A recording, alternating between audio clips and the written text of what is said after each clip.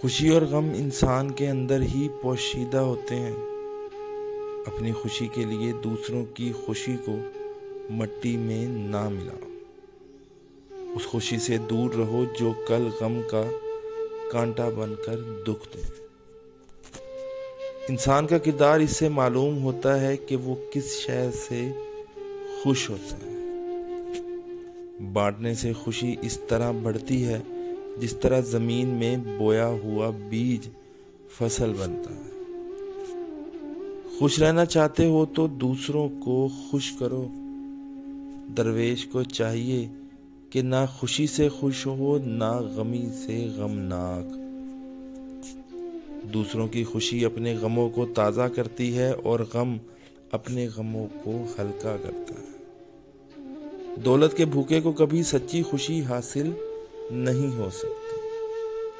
زبان کو شکایت سے بند کرو، خوشی کی زندگی عطا ہوگی۔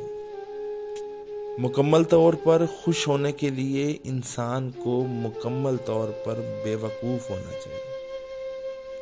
آپ خوش ہیں یا ناخوش، تکلیف اور مصیبت سے بچنے کا واحد طریقہ یہ ہے کہ آپ مصروف رہیں۔